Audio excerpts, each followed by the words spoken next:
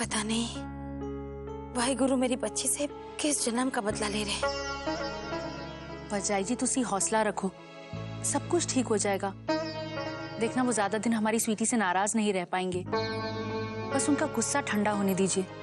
जिस तरह उन्होंने स्वीटी का सामान भिजवाया है ना, देखना उसी तरह उसे लेने भी आ जाएंगे। और तब तक मैं क्या करूं? अपनी आंखों के सामने अपनी बच्ची को रोते हुए देखता रहूं? ये नहीं होना है मुझसे। आपने कहा था सुबह तक रुक जाओ, मैं रुक गया, लेकिन अब और नहीं। अभी और इसी वक्त जाना है मैंने उनसे बात करने। हाँ पापा जी, ज्यादा देरी ठीक नहीं। बात अगर हद से बढ़ गई तो संभालनी भारी पड़ जाएगी। चलिए। कोई कहीं नहीं जाएगा। गुरनाम, ये बच्चों वाली हरकत बंद कर। अपनी बेटी के हक की बात करना बच्चों वाली हरकत है तो बड़ों वाली हरकत क्या है? हाथ पर हाथ रखकर उसकी जिंदगी बर्बाद होते देखना।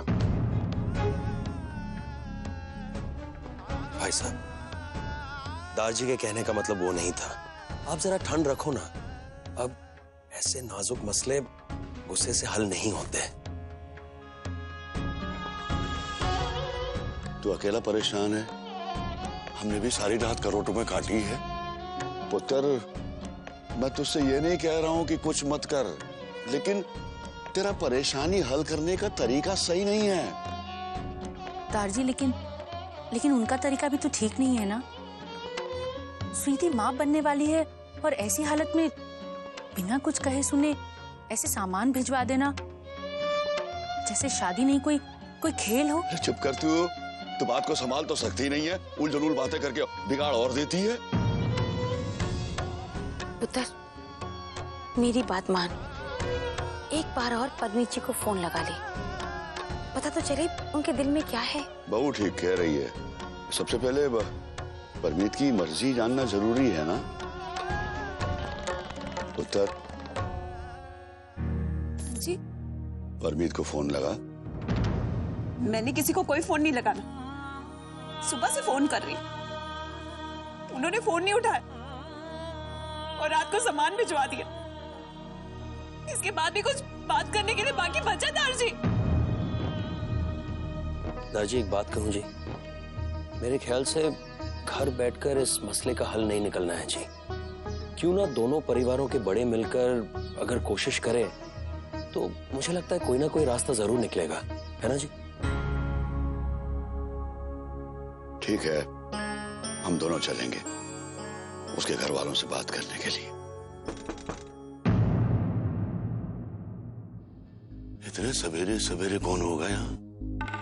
स्वीटी, पुत्र दरवाजा खोल, शायद परमीत जी हो।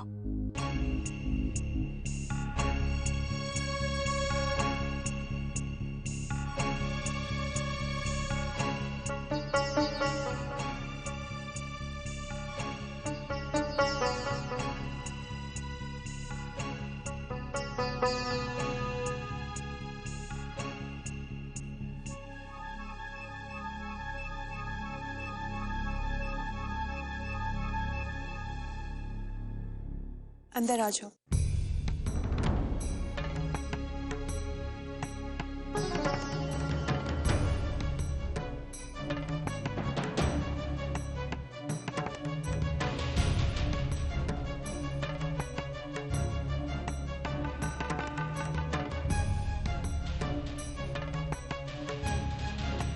जय श्री कृष्ण। जय श्री कृष्ण। पुत्र, इतनी सवेरे सवेरे सब ठीक है ना? जी हाँ दादाजी, सब ठीक है। वो मुझे आप सबसे कुछ बात करनी थी इसलिए चला आया। सॉरी अगर डिस्टर्ब किया हो तो।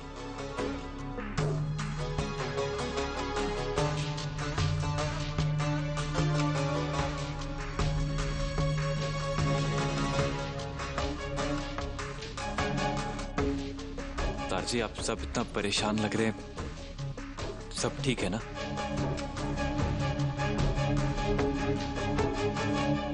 यहाँ पर सब ठीक है, लेकिन तुम इतनी सवेरे सवेरे क्यों आए हो? मेरी बेटी की शिकायत करने आए हो? जी नहीं आंटी, ऐसी कोई बात नहीं है।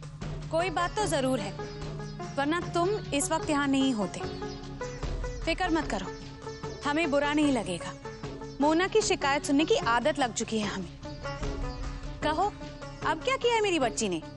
आंटी वो मोना जी ने कुछ नहीं किया, लेकिन मेरी आप सबसे एक रिक्वेस्ट है।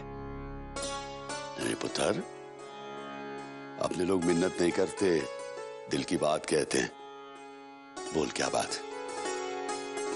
देखिए, आप सब ये बात जानते हैं कि हमारे परिवार और आपके परिवार के रहन सहन, खान पान, रीति रिवाज में बहुत फर्क है, बहुत अंतर है। इसीलिए शायद मोना जी को एडजस्ट करने में थोड़ी मुश्किल हो रही है, थोड़ा टाइम लग रहा है उनको। ये बात आप सब जानते हैं और शायद इसीलिए उनकी मदद करने की बार बार कोशिश भी करते हैं। हाँ, तो अगर किसी की बच्ची मुश्किल में हो तो उसकी मदद करना हर माँ बाप का फर्ज होता है। हमने गलत क्या किया है? नहीं आंटी, इसमें कुछ गलत नहीं है, लेकिन आपकी ये दखल उन्हें हमारे परिवार से दूर करती जा रही है। अगर ऐसे चलता रहा तो वो हमारे परिवार को कभी अपना बना ही नहीं पाएंगी। मेरी आप सबसे बस यही रिक्वेस्ट है कि ये उनकी अपनी जिंदगी है, उन्हें अपनी मदद खुद ही करने दीजिए प्लीज।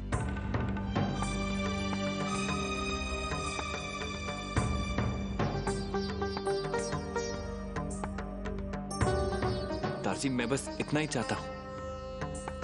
देखो अनुकल्प, सतनाम, दखल कैसे ना दे? मेरी बच्ची 2 दिन से भूखी है, किसी ने उसे खिलाया? खिलाते? कैसे नहीं खिलाते? मैंने अम्बा जी से बात भी की थी, लेकिन इससे पहले कि हम लोग कुछ करते आपने उनका व्रत तोड़वा दिया। देखिए, व्रत सबने एक साथ रखा था। क्या कह रहे हो तुम? मोना ने व्रत नहीं तोड़ा। मैंने उसे खिलाने की कोशिश की थी, लेकिन उसने मना कर दिया। ना मम्मी जी, मैंने नहीं खाना। आप ही ने तो मुझसे कहा था ना, अब अनुकल्प का ही परिवार मेरा परिवार है, तो फिर उन सबको भूखा छोड़ के मैं भला कैसे खा सकती हूँ भाई को? मतलब मोना जी ने व्रत नहीं तोड़ा? नहीं, मोना ने व्रत नहीं तोड़ा, लेकिन ये तुम नहीं समझोगे, क्योंकि तुम लोगों को तो बस मोना में गलतियां निकालने की आदत सी हो गई है ना अनुकल्प। जितनी समझते हो ना, उतनी बुरी नहीं है मेरी बच्ची। उसे तुम्हारा और तुम्हारे परिवार वालों का बहुत ख्याल है, लेकिन तुम लोग तो ये बात ही नहीं समझ सकते, तो कोई क्या करे? इस लड़की से नहीं होगा उपवास। अरे ये लोग क्या समझेंगे उपवास धर्म क्या होता है? भाभी, ये ठीक नहीं किया आपने। हम सब यहाँ पे भूखे हैं और आप वहां से खाना खा के आ गए। हाय रब्बा, रहने दो। फिर कोई नया बहाना, नई सफाई, नई कहानी नहीं सुनी हमें। झूठ पे झूठ, झूठ पे झूठ। जानती हो मोना, पूरी जिंदगी तुम कोशिश करती रहोगी ना, तो भी किसी को तुम पर विश्वास नहीं होगा। अब ये मैंने बहुत गलत किया मोना जी के साथ। मुझे अभी उनसे जाके माफी मांगनी होगी। पुत्र, अभी भी तुम्हें कुछ कहना है? नहीं दारजी, और कुछ नहीं। मैं अभी जाके अम्बा जी को सच्चाई बता के आता हूं।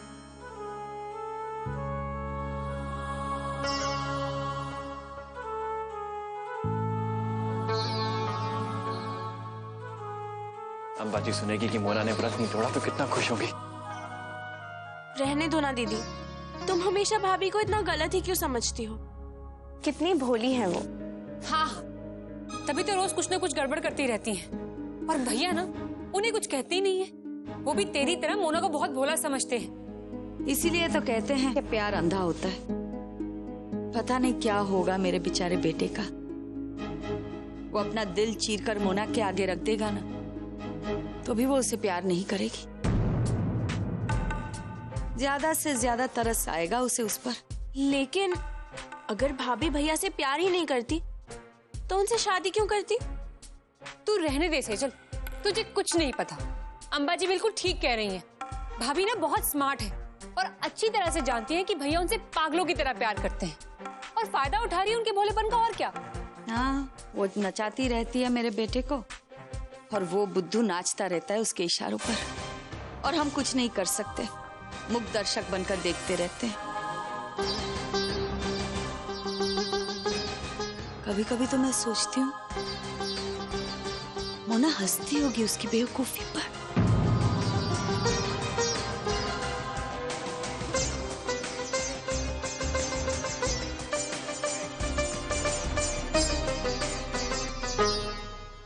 हाय रब्बा, ये झल्ला कहाँ चला गया?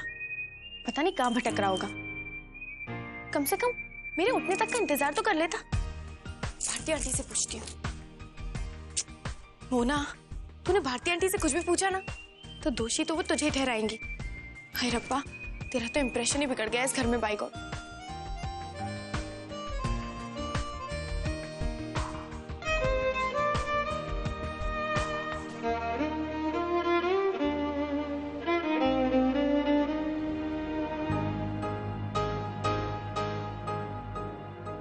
वो अपना दिल चीर कर मोना के आगे रख देगा ना तो भी वो उसे प्यार नहीं करेगी।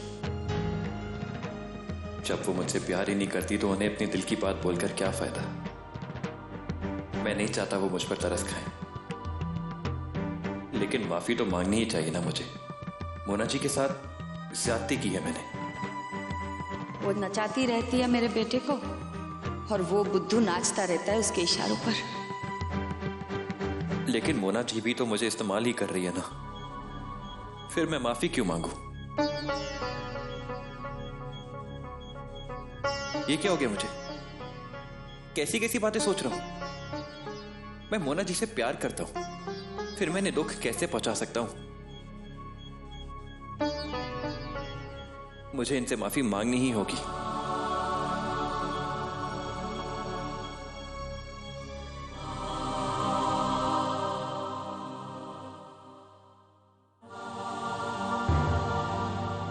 सॉरी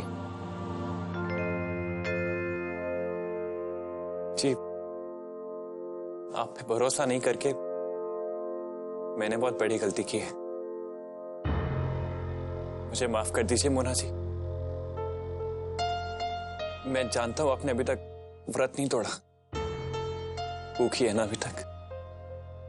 तुम्हें कैसे पता? मैंने तो तुम्हें बताया नहीं। जी, मैं आपके घर गया था। तुम मेरे घर गए थे ये पता करने कि मैंने व्रत तोड़ा कि नहीं। क्यों?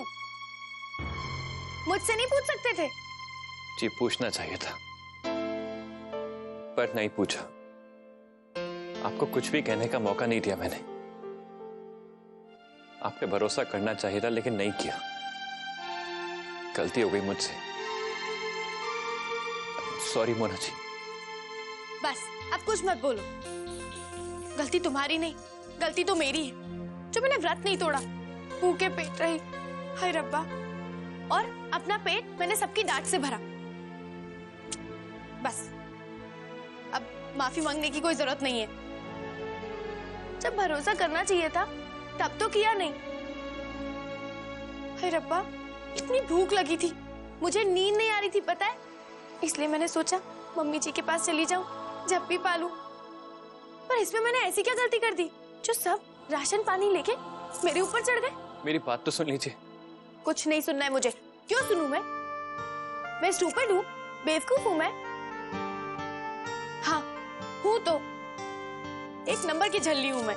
इसीलिए तो मेरे और अपने घर वालों के बीच में तुम हमेशा फंस जाते हो। पर मैंने तरस खाया तुम पे, पता है। मैंने सोचा इस बार व्रत ना तोड़ूं, वरना फिर तुम्हें डांट पड़ेगी। पर डांट तो मैंने खानी थी, सूली पर तो सबने मुझे ही लटका दिया ना। वो अपना दिल चीर कर मोना के आगे रख देगा ना तो भी वो उसे प्यार नहीं करेगी। ज्यादा से ज्यादा तरस आएगा उसे उस पर। पता भी है तुम सबने मिलके कितनी ज्यादती की है मुझ पे। हाय रब्बा, अरे सुनो, तुम कहाँ जा रहे हो? मेरी बात पूरी नहीं हुई है अभी। ए चलने, सुनो। मोना, कितनी बड़ी झल्ली है तू। एक तो वो बेचारा सॉरी बोलने के लिए आया, और तूने जोश जोश में कुछ ज्यादा ही बोल दिया। बाय गॉड, कब आएगी तुझ में अकल?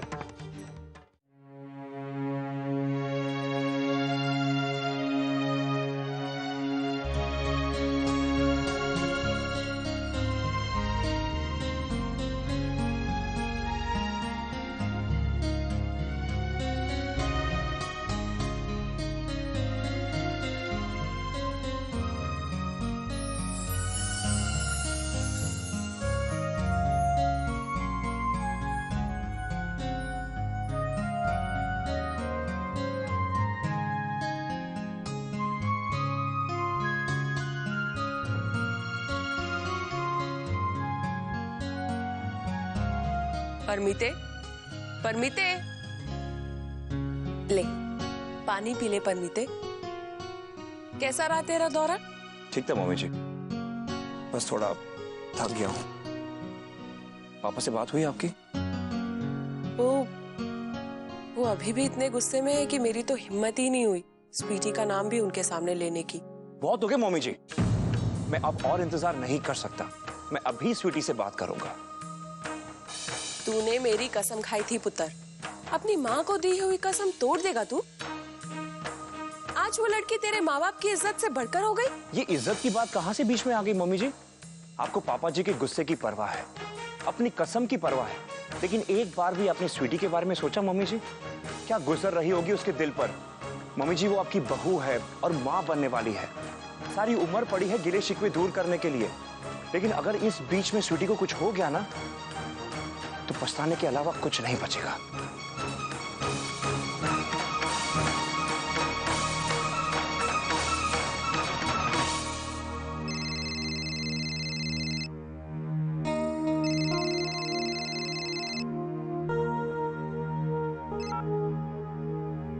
अब क्यों फोन किया? मेरा सामान भिजवाने से पहले तो मुझसे बात करने की जरूरत तक नहीं समझी। फिर अब क्या हुआ? स्वीटी ये तुम क्या कह रही हो? परमीत जी, आज के बाद मुझे फोन करने की कोई जरूरत नहीं।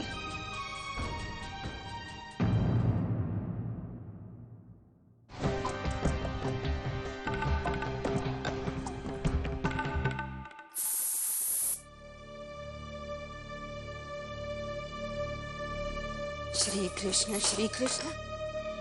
अरे भारती, जल्दी जल्दी हाथ चला, सबको बहुत भूख लगी है। आज अपन जल्दी खाना खा लेंगे, हैं? हाँ बेटा, जल्दी पेड़े बना।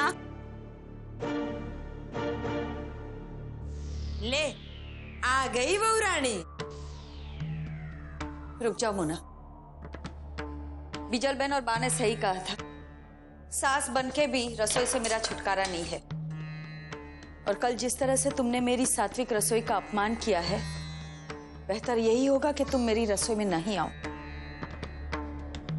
पर मैं तो बस आपकी मदद करना चाहती थी। तुम मेरी मदद करना चाहती हो तो मेरी रसोई में पैर मत रखना।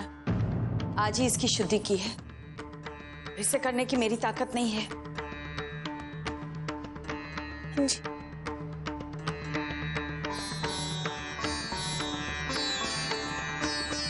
अरे वाह भारती, बिल्कुल ऐसे ही नकेल कस के रखना। अगर जरा सी भी ढील दी ना तो ये नक चढ़ी लड़की को संभालना मुश्किल हो जाएगा। हाँ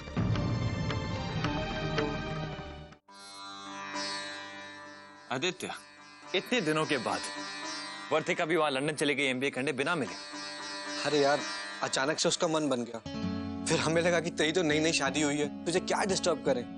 और बाय द वे, तू तो अपनी नई नवेली दुल्हन के साथ बिजी जो होगा।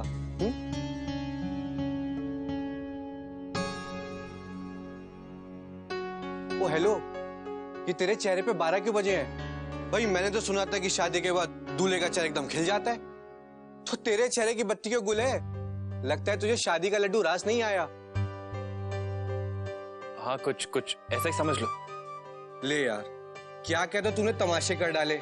पहले एक तरफा इश्क का बुखार, फिर अपनी लैला को मंडप से भगा के ले गया। ओ भाई, पूरी दिल्ली से पंगा लेके बैठा हुआ है तू, और तेरी लव स्टोरी तो पूरी दिल्ली में मशहूर है, एकदम Laila Majnu type. Super hit story, एकदम सुपर हिट। लैला मजनू, लैला मजनू की कहानी सुपर हिट क्यों हुई थी पता है? क्योंकि उनकी शादी नहीं हुई थी। अगर उनकी शादी हो गई होती ना तो उनका भी बुखार उतर जाता। अरे लेकिन तुझे किस चीज का बुखार चढ़ गया है मेरे भाई? ये तू कैसी बहकी बहकी बातें कर रहा है यार? तू तो मोना को बहुत प्यार करता था, बहुत चाहता था उसे। बचपना था मेरा, छोटी सी चाहत को पल भर का प्यार समझ बैठा था। लेकिन अब मैं समझ चुका हूं कि वो बहुत बड़ी भूल हो गई थी। बचपना था मेरा, छोटी सी चाहत को पल भर का प्यार समझ बैठा था। लेकिन अब मैं समझ चुका हूं कि वो बहुत बड़ी भूल हो गई थी।